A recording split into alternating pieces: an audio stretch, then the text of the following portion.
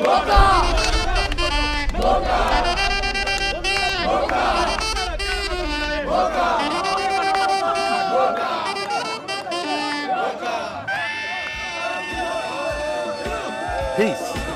In the name of Allah, I'm Aubrey Muhammad. I pray that everyone is well. Facebook family, friends, and believers, welcome to my live sessions. We are guardians of Native Black American culture.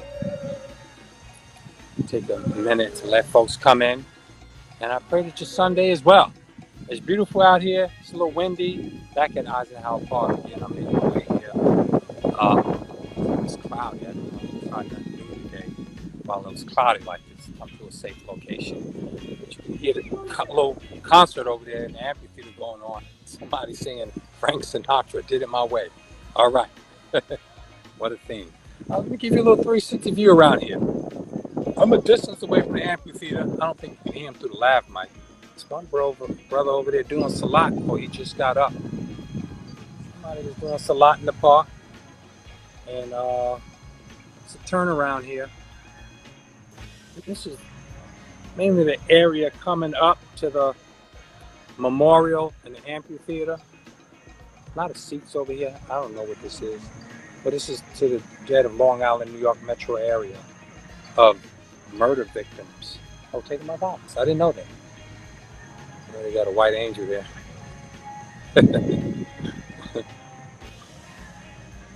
And it's nice out, apart if it's windy. You know, it is a little windy today, but it's beautiful.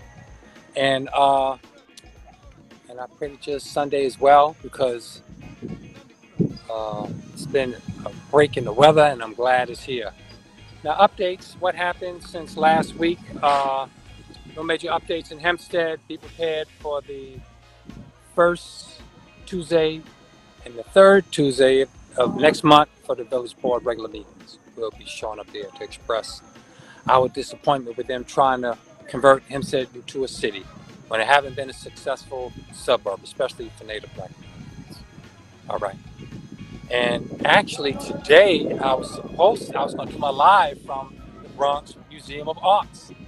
I was going to be in attendance in the audience of our living legend, our great brother, Jamel Shabazz. He has an exhibition. It's called Jamel Shabazz Eyes on the Street. You know that's him. And that's going to October 2nd of next month. It's the Bronx Museum of Arts, 1040 Grand Concourse in the Bronx. Mainly, and also let me say this about brother Jamel Shabazz's work, his photographic work that he even called visual medicine. It is visual medicine, especially those of us that went through that in the 80s. I was there b-boy, hip-hop, wore the sweatsuits and stuff. He was in the streets, rapping, rhyming, graffiti, hanging out, getting high, drinking, and doing all type of stuff. And that hip-hop was right there. That was like way of life for us, hip-hop. It was expression. And I'm going to use that to segue. Excuse me, I'm on a fast too. I'm on my 48-hour fast this week.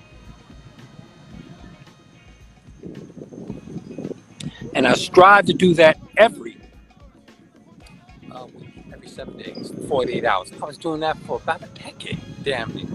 It just kept me lean, mean, and on the scene. You know what I mean? So that's, and I want to segue into us being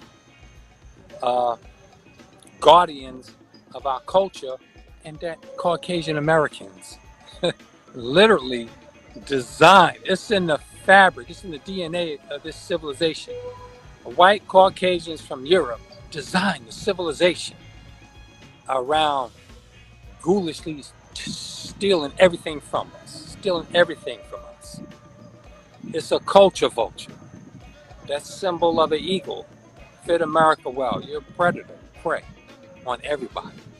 And this society, especially Caucasian people in America, specialize in stealing from us.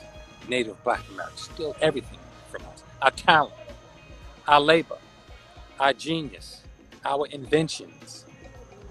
our culture, dance, and athleticism, our physical prowess, especially dance. What haven't you stole from us? This design in the city, a design in the civilization. The culture vultures, man. And when I say guardians, we must build long-standing, protected institutions that uh, record our history and catalog it in the collection, museums, cultural centers. We must do it because they take and steal, deny everything. Now it's the latest call. Mainly in the news is what? About hip hop. Wasn't created by Native Black Americans, foundational Black Americans. They putting in little sneak disses and stuff, taking that from us. That hip hop is what? Black youth expression, hip hop rap from the 70s is black youth expression. And why do we have to express ourselves like that? So we suppress. Black youth is suppressed. You see nothing about black youth in the 60s and the 70s. They encouraged us in the so-called gangs. Many of us didn't have guns and we were using knives. They encouraged us into gangs. That was our expression. You didn't see us on TV, and when you did misrepresent us on TV, it was to dehumanize us. And it showed mainly black men, in a bad light. Bill Cosby brought that in a documentary. How ever since the inception of media, we invented music mainly, and then we brought the best music in America: jazz, everything, soul, everything. And then you strip the soul out of it and repackage it and repurpose it as yours. That go look at American Bandstand in the 1950s. They literally went and scouted the most talented white dancers. Now I ain't blind. I saw American Bandstand, and that was the late 50s, and then the 60s and the 70s. But in the late 50s, they literally had to scout for the best talent. And if you look, they couldn't dance in the 50s. They had a few dances. Some of them look Italian. You can go look at American Bandstand. They couldn't dance. Even the rock and roll music they were dancing to were watered down versions of our rock and roll. Little Richard. From Muddy Waters blues that was incorporated from Chuck Berry at Chase Records into rock and roll. That was us. And then whites always make it more compatible for them. More compatible, let's say more palatable, more easy to digest. They take our beautiful talent and they take the soul out to make it so they can relate to it more, because they didn't have their rhythm. A few of them do. A few. And the ones you see on there, some of them like Italian. Italians are so-called mixed from Hannibal, the Carthaginians, and other black conquerors of Europe going into Italy, mixing with them, especially in Sicily. When you come over here, that's where that Italian anger for black people comes from. Remember Howard Beach and Bensonhurst? Those Italian neighborhoods where they had that hostility towards black. They call us nigga quit. They had hostility because Italians had a get in pass. They had a white pass. They could be labeled white, but the core whites, Caucasians that rule this nation, quickly corrected. They let them know, no, you're not white. You can be white when you're out there amongst yourself, but you don't come in amongst us as white. You can go to others. That's the same thing they're doing to Latinas. A lot of Latinas in this nation consider themselves white. And they get to call themselves white, and they feel privileged until they run into core Caucasians that rule this country, blue bloods. 250 families out of Europe that rule this country. They put a quick stop to them. No, you are not white. That embarrasses them, humiliates them. anything to have privilege and value, then reality strikes that you are not what you claim you are. Reality, some of you closer to black than you portray. And you got that anger. And Italians got that anger. Some of the Latinos that call themselves white. That's right in Hempstead. This is white Latinos. It's a nature. It's the civilization. It's a white supremacy. Excuse me, man. On that fast.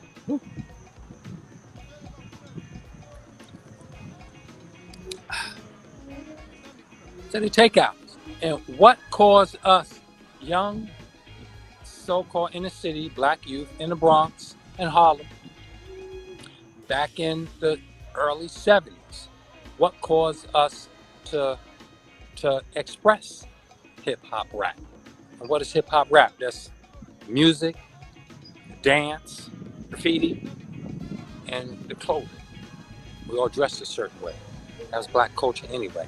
But hip-hop was specific. Sweatsuits and the Kango hats and the sports sweatsuits and the casual sport dress like the British clogs and stuff like that.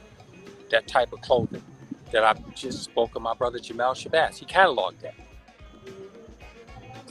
And pictures with proof. That's why it's very important for us to document that history. And this is why. They steal everything.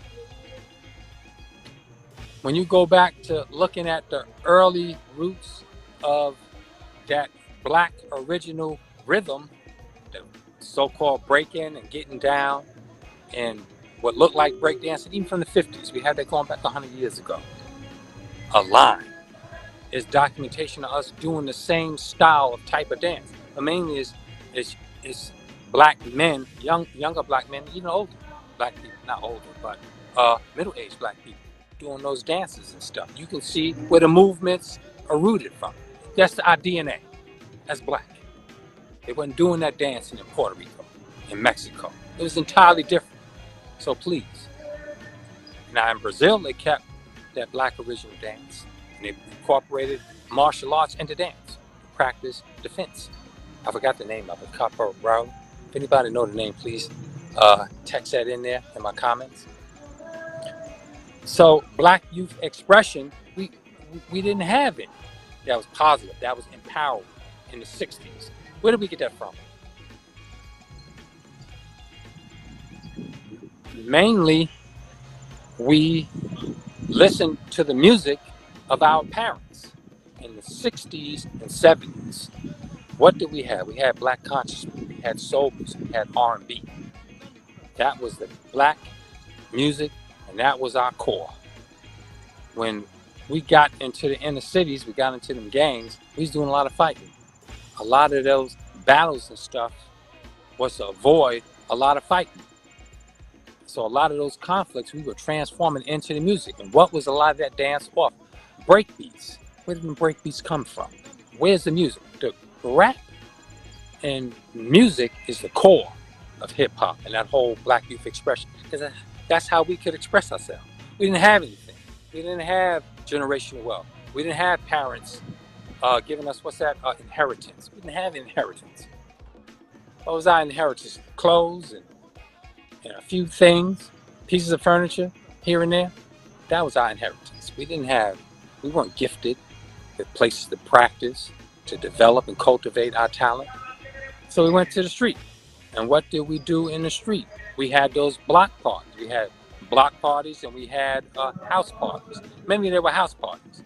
And what happened at every house party, every black house party in Black America? Go look at the movie Coolie High. We remember they were over, not Brennan's, they were over, I forgot the girl name. They were over at, she called it a rent party. I forgot the character's name. She was at her mother's apartment, her parents was gone. And she was holding a rent party where she had the little quarter party they called it. We stuck the quarter in the little grits box. And they were partying in the house. What was the core of those parties? Our moms and pops record collection. What did those records consist of? Now this was the 60s. Every black neighborhood across America did this. We practiced some rent parties. We practiced in basement parties or regular house parties, and it expanded into the streets and block parties, right? And the core of it was black music, R&B, rhythm and soul, you know. And then in the 60s and the 70s, it was the early 70s, we took the music, we they try to contribute the origin, the source of the first to our brother DJ Kool Herc from Jamaica, our good brother. We love him, and we love you brothers from Puerto Rico. That's a hip hop. Immortal Technique, that's a black revolutionary. We love our people. We want to see us free. It's a conscious brother. We've never disrespected anyone. But back in the early 70s, those DJ Kool Herc, he didn't go into he didn't have no list to go down to get break beats. Where did them break beats come from? Them break beats came from our moms and pops' record collections. My mom's had a nice collection. I used to sort through them. And what did we do? We sorted through the record collection till we heard the break. And then when we heard the break, we said, oh man, what was that, Apache rock? Dance to the drummer's beat? And what was that, the Winston's Amen? That's like the most sampled beat in history. Amen. That most of that stuff, what is our rhythm, comes from our heartbeat. Did you know that? Black original is tuned into our heartbeat. Our heartbeat is the original metronome. You know, when Caucasians get in the music, they got to do the tech. You got an internal clock. We move more towards that. If you don't believe what I said, go watch them early American Bandstand shows. That was the most talented white people. Go look at some of the people in the audience, man. You'd be like that. And go switch it to Soul Train. That's the end of the comparison. I just gave you the comparison. Go look yourself. Now, we took our moms and pops collections of soul music and we searched through them till we found the beat. We didn't have playlists. We didn't have record shops that had a list of beats. Later on, them beats were put into collections by other record companies and stuff. Those who own the rights to the music put them in collections, break beats, so you see that. But we didn't have that. We had to search through the records, and we found something that had what? What did we listen for? Something that was hard.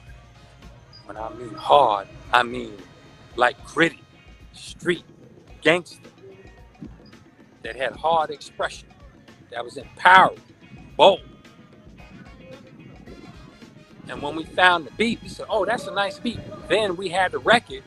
Then from that record, we could go to the record store and buy a duplicate record. Then that's what we would mix the record. Well, that's where the source of that music, that is the essence and root of hip-hop and rap, is our moms and pops, R&B and soul collections.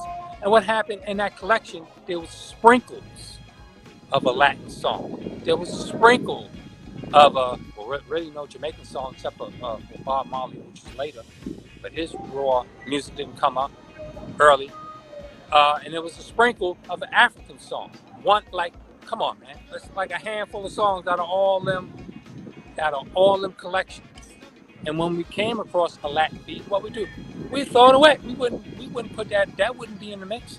Unless you was a super bad DJ that had a good ear and can incorporate it some way.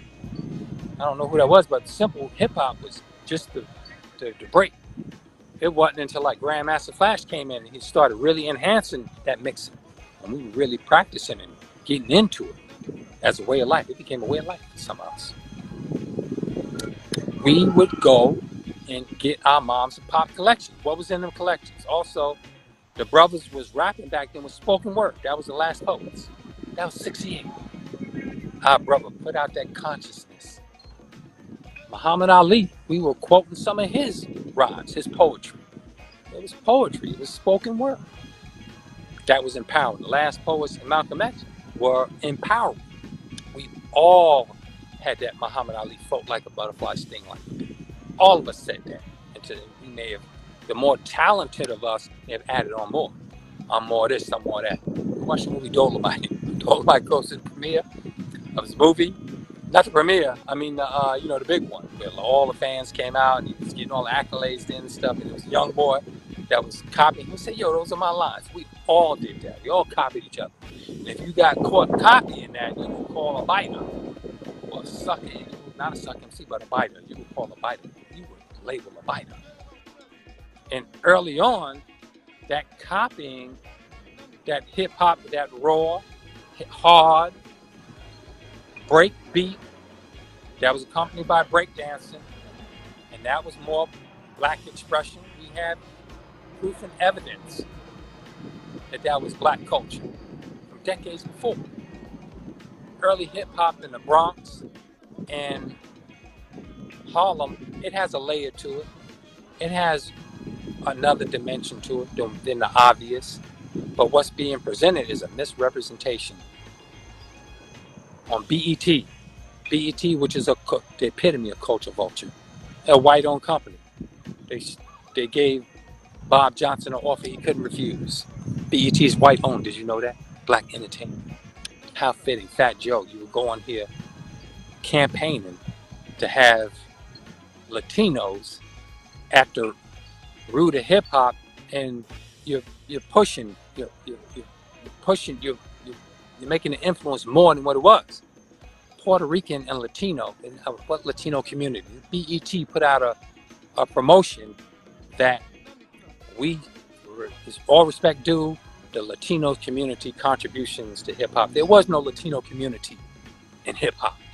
There were sprinkles of Puerto Ricans in New York in early hip hop. Sprinkles. It was sprinkles of Jamaicans and Caribbean. Sprinkles. That was black culture in the inner cities of the Bronx and Harlem.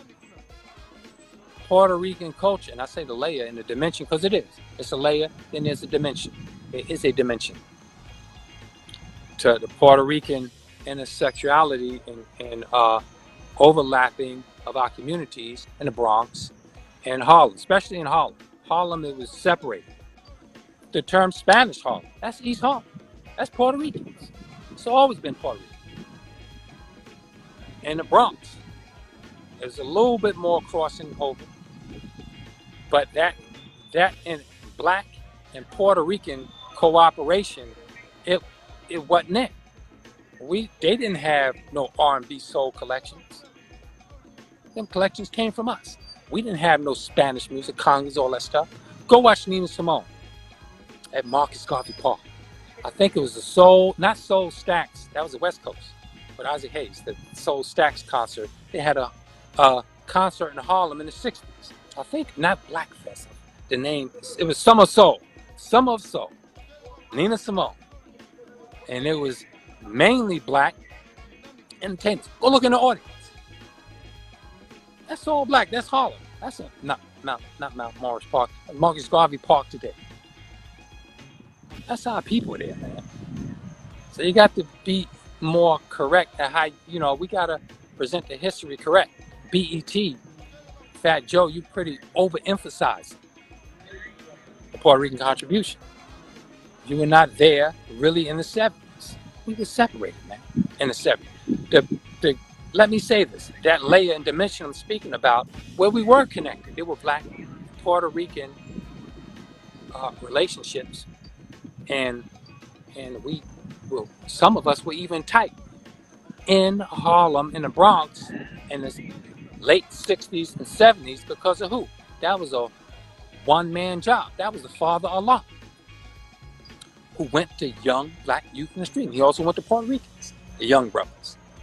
And we were there together under the 5%ers. That was the 5%ers that developed a healthy respect between black and Puerto Rican. Many black 5%ers, early on with that knowledge, developed a healthy respect for all cultures. And we even disclaimed that we were not racist. We should stand up for the black man and black woman. Now, naturally, that attracted young Puerto Rican brothers. And the Father Allah told me, your root is black. Look at immortal technique and stuff. It was brothers like that. And we were in jail together, incarcerated together. Now, later on, we started separating to cliques. That was strictly that. But mainly that was black. And that intersexuality, that connection, relationship we had. And to this day, I keep that. I had that, let me say this. And I got to the music here. And that is black R&B soul. We didn't use Spanish records. We didn't use Caribbean records. We didn't use them. One African record, Mama's Makusa. What's that? Mama say Mama Sama Makusa. So I forgot the name of it. You know which record I'm talking about. That was a jam. That's one African song, man. And he was influenced by American soul music. Then there was who? Santana. Go look at Nina Simone, Summer Soul. It's a Latino band up there playing the congas, and they discussing their black roots. We did not listen to that music. They were invited. We didn't have them records. And if some of our people had that record, we didn't use it for DJ, which was the core of hip hop rap. We use R&B and soul from our moms and pop collections. We had consciousness in there. I remember Jimi Hendrix record, my mom's and pop's collection. Last Poets, it was the verse. A Jimi Hendrix song. I was sparse through that song. I searched through the song looking for the break, but I couldn't find nothing on Jimi Hendrix. So yeah, I never used that album. And most of the DJing came from our parents' equipment. That was their home stereos. Them house parties, them rent parties, them basement parties. That was our moms and pops record player. If you were blessed to use one, most of us couldn't touch stereo equipment in the living room. You couldn't touch. Our couches had plastic over 33 East Graham in the 70s. I couldn't go in the living room. Only special guests could come in that living room. Some of that furniture lasted too until like 600 foot was the last stick of that furniture that we possessed from 33 East Graham in the 70s, the early 70s. But all them records I brought over. And if you were poor, a low income like we were, some water. All praise is due to Allah. It's nice and cool with a nice breeze and all shade is cloudy. Not humid at all. Nice breeze coming through here. You know, those collections, if we were blessed to have your moms and pops stereo, because many of us, we were abusing them songs with scratching. And we abused them. We would take that out somewhere, you know, and our records, we used to have to write our names on the record because our relatives would borrow the records. You have to write your name on the record. On either with a break on the record, we put a black electric tape or a marking, and a magic marker where the break was on the record. And then, but when we gave them 45s in them out, many of them was 45s, you would see our name written on the records. That's why was our name on the records, because we contributed those records to parties, basement parties and rent parties. That was Motown. That was James Brown. Everybody's name is on a James Brown record. Every black American family got somebody's name on a James Brown record. Because when you sent your records to that party, you had to make sure you get it back. Matter of fact, to this day, I ain't never seen my Keith Sweat out. One of my sister's friends went to one of their friends' parties at Marchette. She took my records. All them records came back except the Keith Sweat.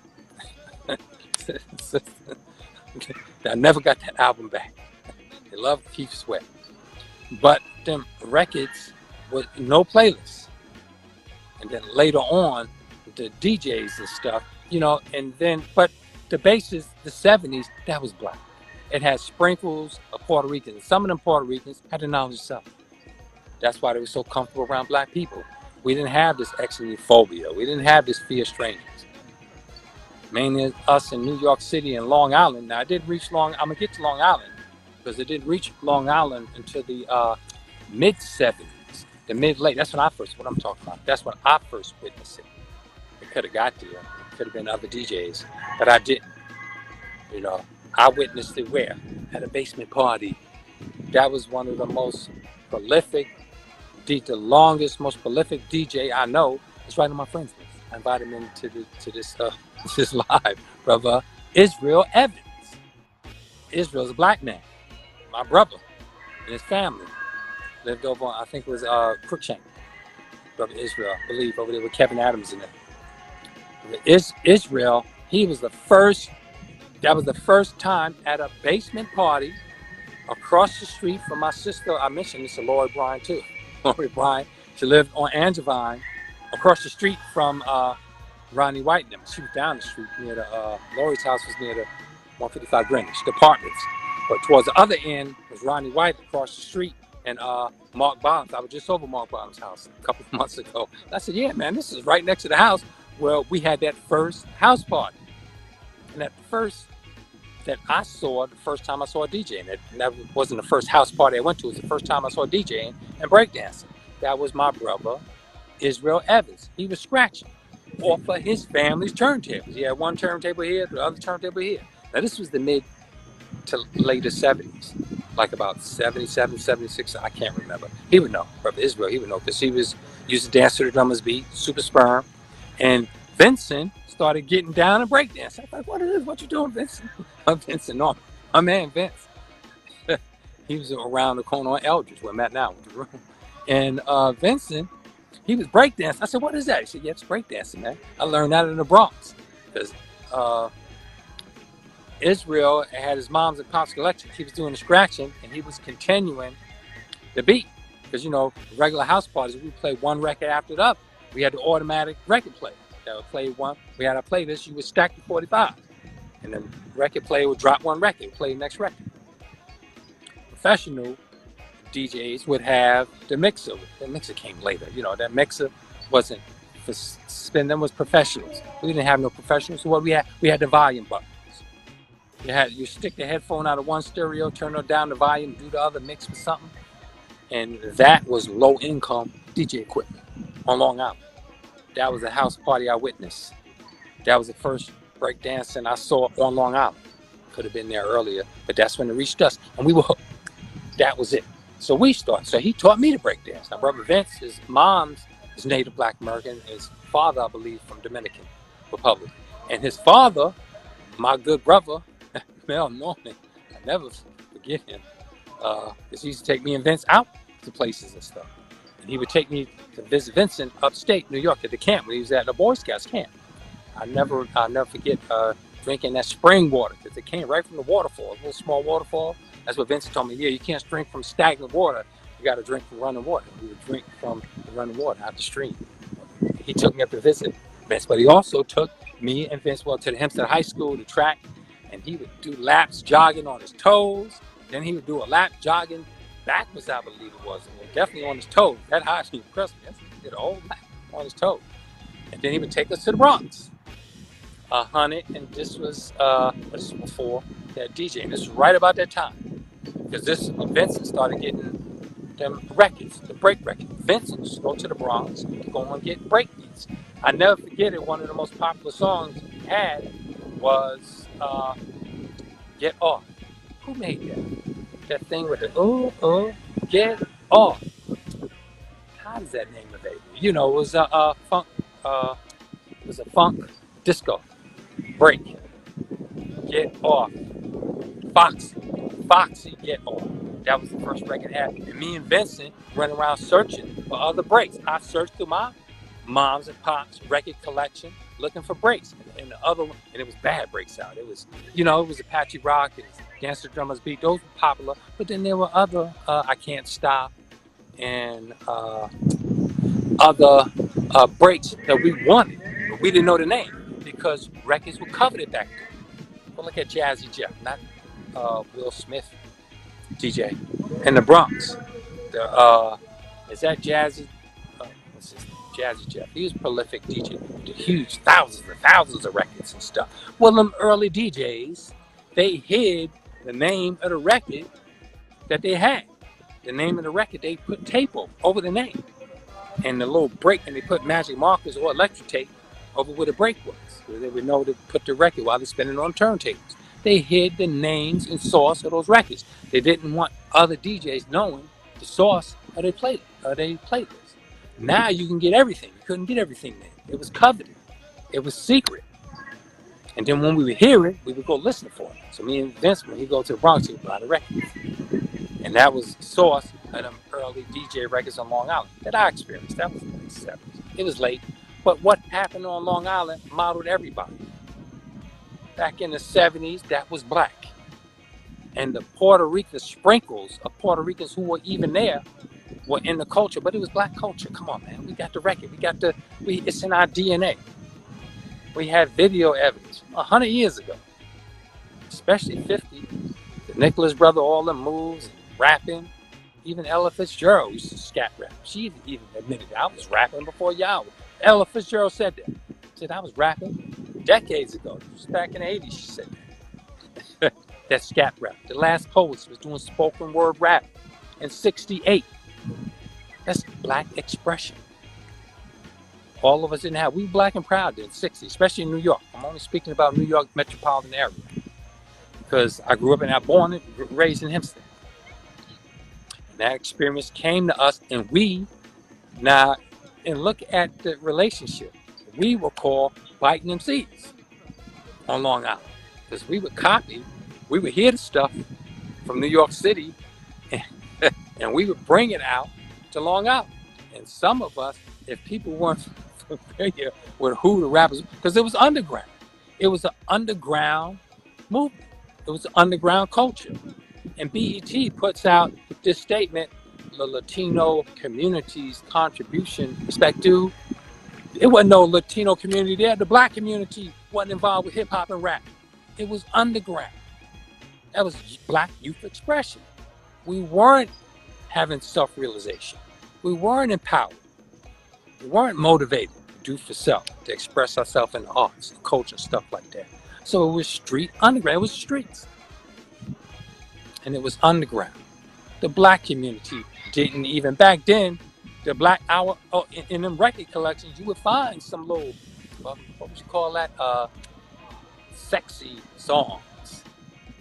What's that? Let Me Love You. I think I just heard that song a decade ago. I didn't grow up with that song. That song's hitting for me.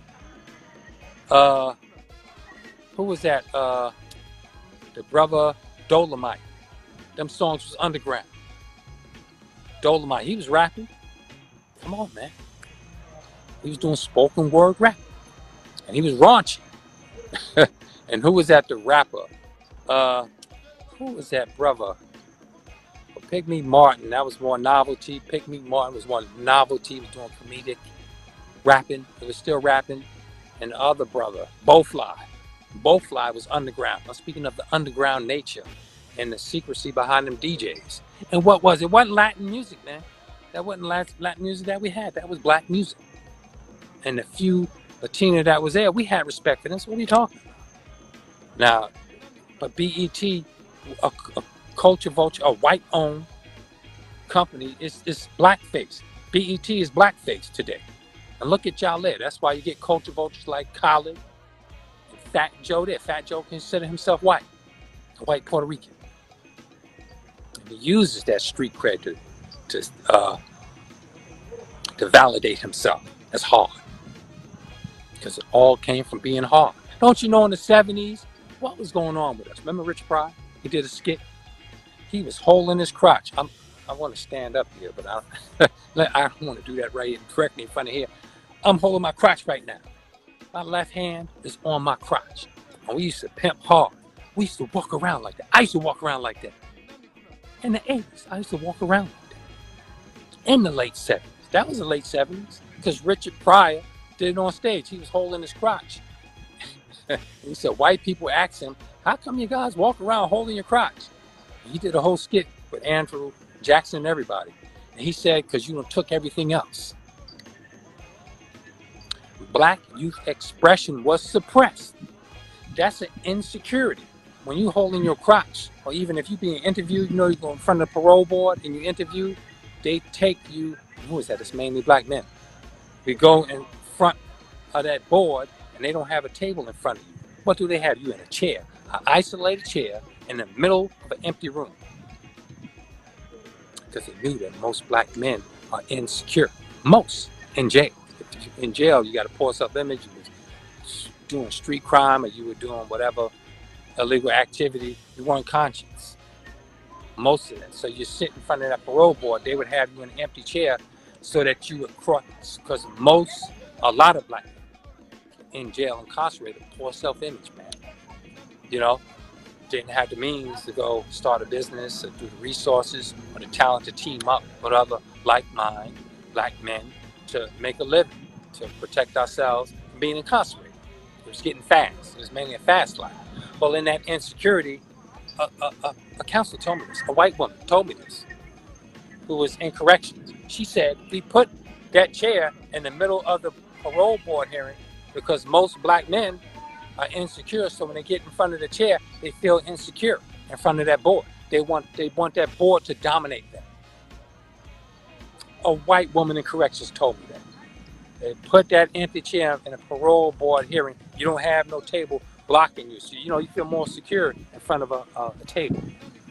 Well, what was that insecurity? Why did Richard Pryor say we walk around holding our crotch? It's because it's a threat. What is the threat to white supremacy? Caucasian males have fear of genetic annihilation. Genetic annihilation from what? Black male reproductive capacity and potential that will rid the Caucasian, diminish the Caucasian race. A black man and a white woman, a white man and a black, that so-called mixed race baby does not come out white. I'm not a baby, well, I'm not mixed race, but black people my complexion who are mixed race or biracial, you call yourself that. You're not beige white people. You're not dark-skinned white people. You're not tan white people. You get your rhythm. And that mixture is from the base of essence of black. Black is dominant. So that's the threat to white supremacy. It's subconscious. He don't walk around saying it. Go read our sister, Dr. Frances Cress Welsing, ISIS papers. Go look at her video of the ISIS papers. Dr. Frances Cress Welsing, ISIS papers. Go read her. Dr. Neely Fuller. He does tremendous work on that. Go look at hip-hop cartoons and a little brief shorts on Dr. Neely Fuller.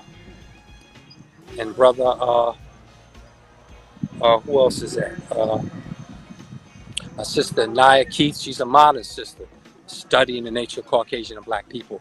White men have a fear of genetic annihilation from black male reproductive organ. They feel threatened by it. That's why all them castrations happen in the South. They castrated us. And by the thousands. And he had this glee and this sense of satisfaction and security when he did it. And what's the thing when he feels threatened by a black man? What does he do? He reaches for his compensator. He reaches for his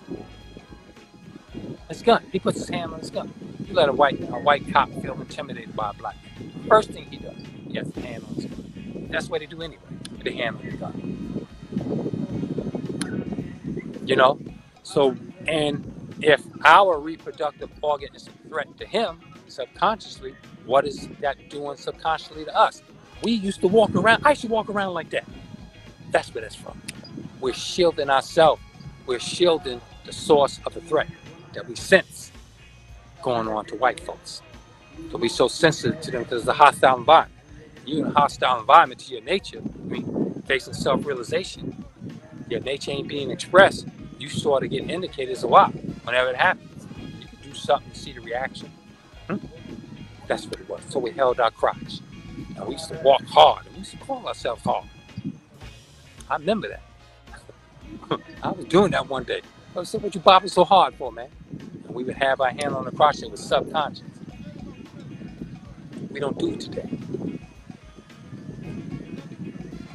Because we have been emasculated. We started getting emasculated in the 80s. That's when they started putting us in them straight ties. We naturally started doing that to become less of a threat to white supremacy, to white males. That hole in our crotch. That's why a lot of them b-boy break dance battles. How did they end? With Puerto Ricans in it.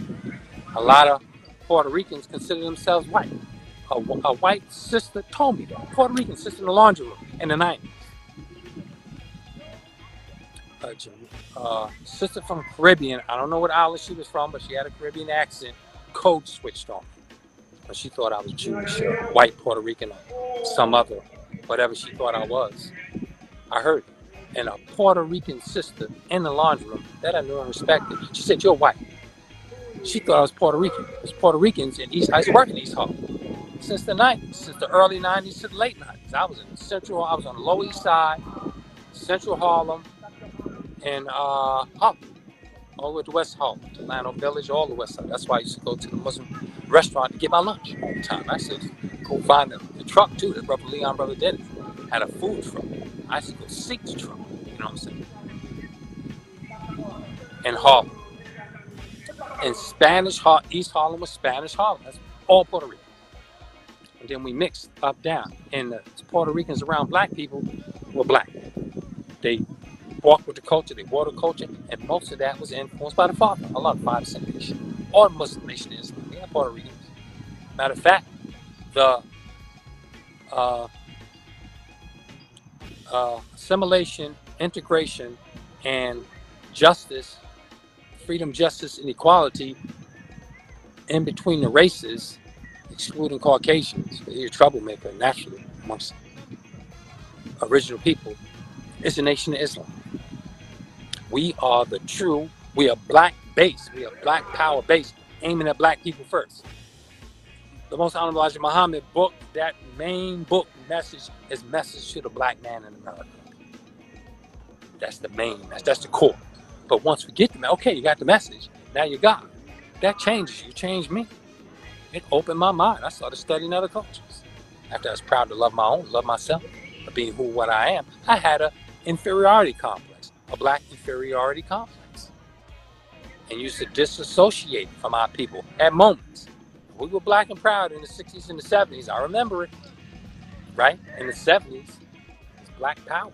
We were with it, all our people. But what happened in the 80s? Inferiority complexes. Started wearing a straight tie, getting emasculated. Damn Jerry curl. I gotta get another haircut, man. My hair get too long, look like I got an S curl. So that's the core of hip hop. And you see how after it grew. So Puerto Ricans were there, you were sprinkled there. Jamaicans were there, you were even less sprinkled there. Caribbean, wherever you were from, you were sprinkled in there. You were not the origins, not your sources, not your music. It's our music, man. Because me and Vince would go to the Bronx. When we went to go get those records, that was in Yankee Stadium.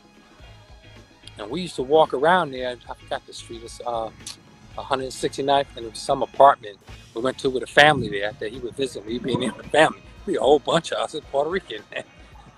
It's a Puerto Rican family. That one apartment. We was up in there having a good time. I remember that. And when we walk out from the Bronx, Yankee Stadium, it was rough there. This was the early 80s. This was the early 80s. No, this was the 7th. What am I talking about? This was the late 70s. I said, no, this was the late 70s. This was the late 70s in the Bronx. When Get Off came out. Foxy Get Off and the Super Sperm and all them other break beats. And we walked to the Bronx. That's right. And I think we went back a few times because I hit the street in the 80s. When I hit the street over at 299 Jackson, me and Vince stopped hanging out because I was getting in trouble. A lot of them brothers, now Vince had a solid family life. Vince wasn't getting in trouble with me. A lot of people, some people wouldn't get in trouble with me. I just stayed in trouble, man. I was in them streets, going up to Harlem and hanging out in Hempstead, all hard. And we loved hip hop. And we would copy the hip hop movement from the city. But we were an extension. We were not culture vulture. Some people fake to be other hip hop people. And the early 80s, like 79, 80, when Rappers Alike came out, that's when hip hop really took off. But we was doing the house parties, DJing and breakdancing before Rappers Alike. That was the late to mid 70s. But Israel got to give me the exact date of when that was. And that'd be a good record to keep. And people who didn't know, because you had to be independent. It wasn't no TV. We weren't on TV. We weren't having expression. So we were expressing ourselves. It was underground. It was just real streets. So we would come out, rappers would come out to Long Island, and they could fake like they were some other crew. Oh man, that's some crew. You memorize other people's stuff. And people didn't know who you were. Some people did that. They was doing that as late as Salt and Pepper. Had another group copying them. Hip hop was starting to go a little more mainstream. Run DMC Center, hip hop mainstream. I remember I was with a brother. This was the early 80s when Suck MC came out. we was in the street hanging out. We was rapping to some girls. This was in Hempstead, right? And I think it was at the bus terminal, Hempstead bus terminal, the old bus terminal, not the new one. Rosa Parks is a new one. The old bus terminal is the 100 Main Street. And I think we were around there, and we was hanging out rapping to some girls. And Trey said, "You don't know who this is?" And then she said, "That's the brother from the rap song. I'm light skinned. I live in Queens." She looked over to me like I was him. I was like, who would believe that? But this was the early 80s when we was faking the funk. People would do that. MCs would bite other rock. If you got caught, you got scolded. Because in battles was no joke. Kool Moe Dee, Busy Bee battle, that was epic. Remember Kool Moe Dee called people, "You popcorn peanut, toy MC." There weren't people like that. Early hip hop was simple, but it was hard. Matter of fact, I was attracted to the Cold Crush Brothers because they were more gangster. When the Furious 5 came out, I sort of like had a little towards Melly Mel Street. You could hear the street in them, but they was a little, they had that little, not punk as you a punk, but punk was a culture in New York City. Go watch the movie The Warriors. They had some gang that was dressed as punk and stuff, but hard in the street. It was dudes like that, gothic, dressed in tight. They called them punk. And some of them was in the street, but they wasn't punks, but that's what they called them. And some of the early hip hop, Africa Bambaataa and the Soul Sonic Force, they were cultural, but they dressed eccentric. They had costumes and stuff like that. African Bambaataa were wearing Native American dress, wearing African, wearing different culture. They were expressing themselves, right? And we need to forgive Africa Bambaataa. Hassan consoled with him. He said, "Look, Bam, just come forward and admit that what you was doing with me, and let's let that be water under the bridge. We need to do that.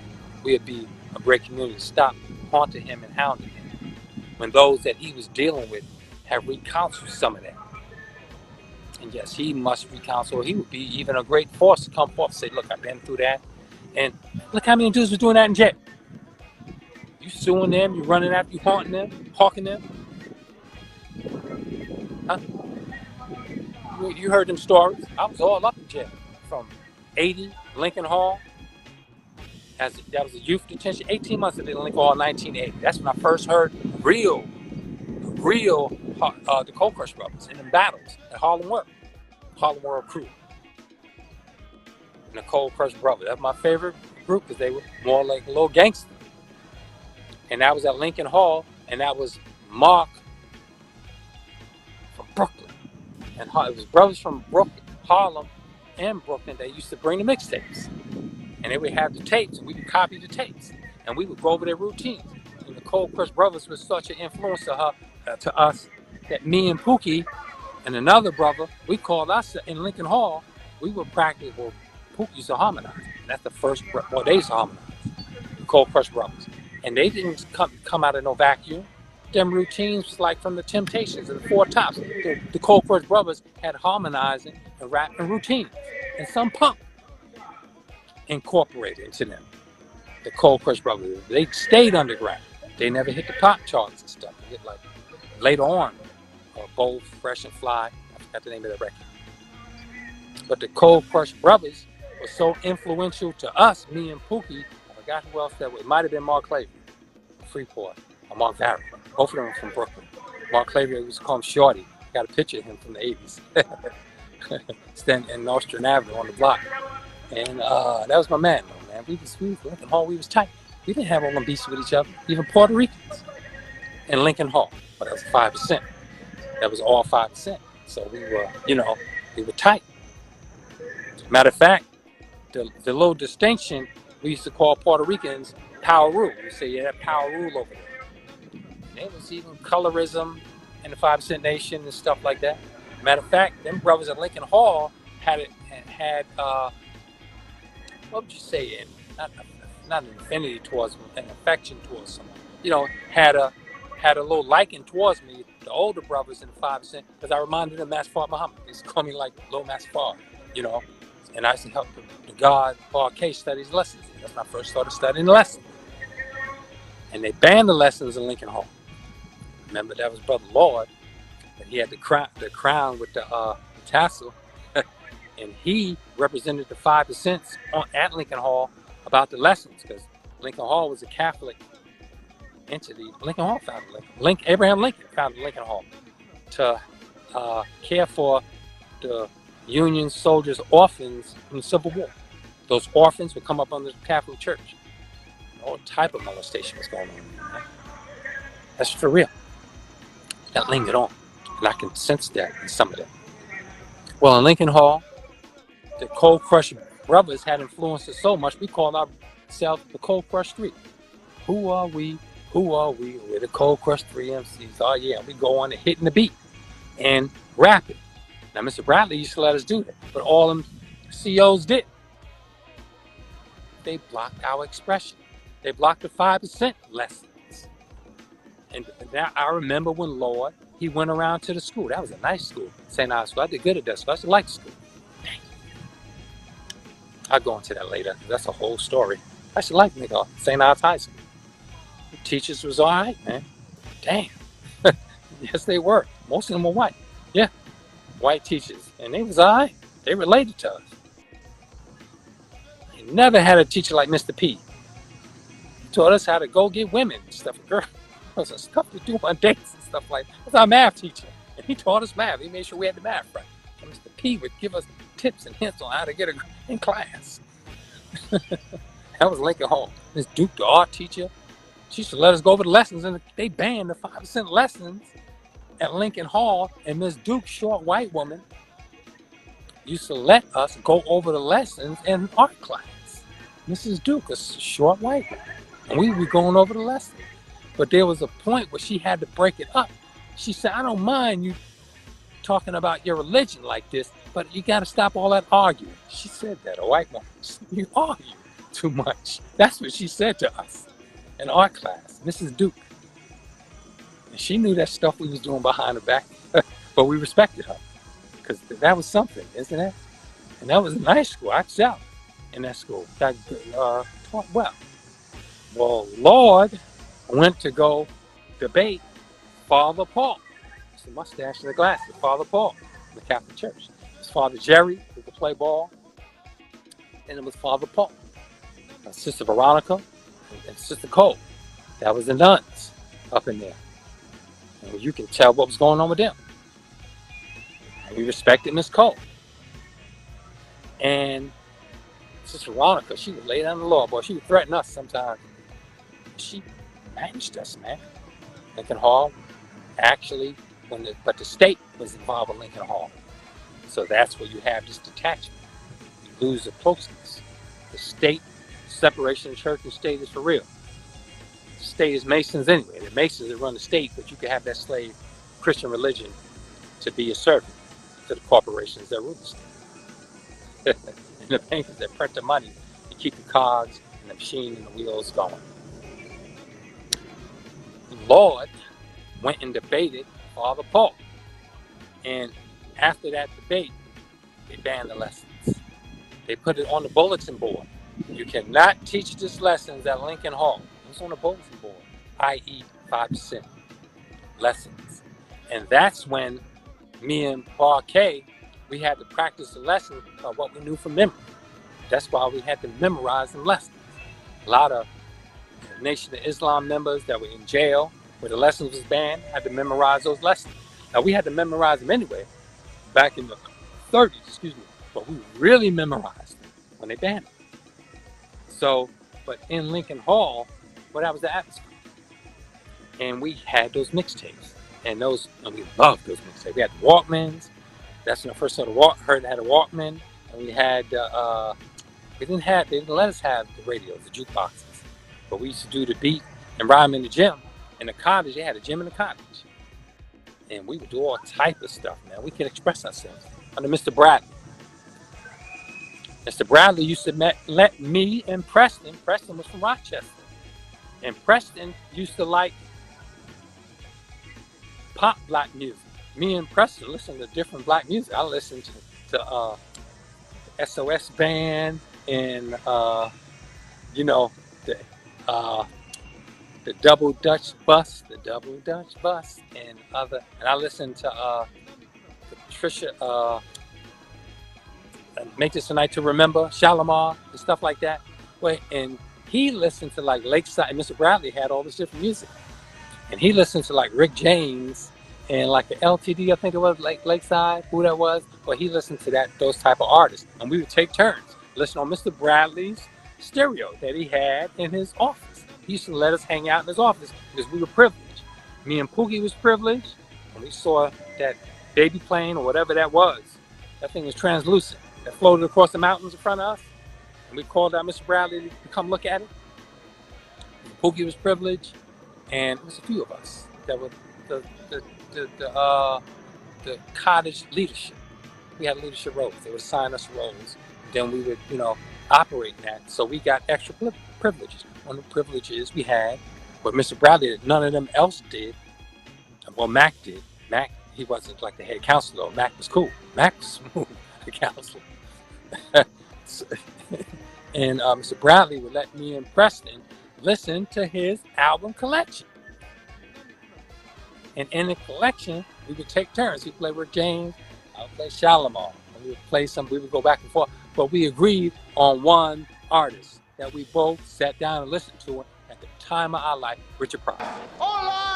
Richard Pryor albums. Me and Preston sitting there giggling our ass to some Richard Pryor. And we both would do that. Me and Vincent Norman too. Vincent Moms didn't know we was listening. We would listen to the records as we were going through the records. And it's the Richard Pryor. We had to keep quiet in the house on Eldridge. And we would be in the room listening to Richard Pryor cracking up. Man. And Richard Pryor was an underground artist to youth. We would listen to Richard Pryor. Now that's at Lincoln Hall. And that's the underground nature of Black youth expression. Things that turned us on. Things that we wanted to express. We used to copy Richard Pryor's jokes. We didn't copy Bill Cosby jokes. Young black street men. We copy Richard Pryor's jokes. If you go listen to the Grandmaster Flash Furious 5 record, they do a skit, I think that's Kid Creole in them, a cowboy, that says, yeah, that's us, we bad. That's from the movie Stir Crazy with Richard Pryor. Walking through the airport with Gene Wilder. That's Richard Pryor saying, yeah, that's us, we bad. Rappers would express the culture.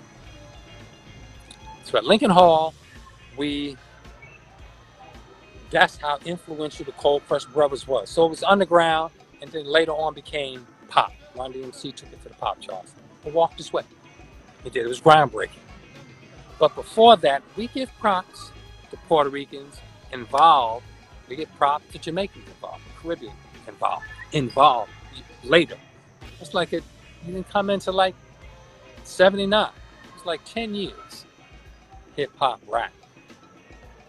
And that whole it's black youth expression. And you as Puerto Ricans and other Caribbean, naturally Caribbean, you're black. But most of you, some of you would love to call yourself white because a lot of Puerto Ricans now classify themselves white. That's a tragic comedy. Any of you Latino call yourself white because these regular and Italian, mainly. On the basis, it's Sicilian, old world Italians. They call yourself white. These core whites wake you up and remind you of what you're not. So that's my premise. And mainly culture vultures came into hip hop in the 80s. I gotta be fast, it's getting dark. Oh man, I'm about 7:30. I'm wrapping this up in a few minutes. Culture vultures came in. A rap. You seen Vanilla Ice, and we thought that mainly it was a white culture vultures. It's all them others. DJ Khaled's a culture vulture. He's in the lounging, broken, black male, luxury lifestyle. What you call that? Champagne and women, and he's in that aspect of hip hop. That's why he's embraced, because so many brothers want to be in that. You ain't in consciousness somewhere. The consciousness have been taken out, just like the soul have been taken out of everything we do. Because you're ghouls, you're vampires, bloodsuckers, all of you. Some of you contribute. So you got to set the record straight. There was a contribution. It was not Latina, it was a Puerto Rican. And you could say Jamaican. contribution, a sprinkling in there. You want the originators. That's strictly us. That's us. That's why it was so underground, what we were doing. It was an expansion and a growth from us. And you came on, you adapted, you took on the ways, you learned the dances. A lot of that break dance is insecurity, getting down on the ground. That's bowing down. That's submissive.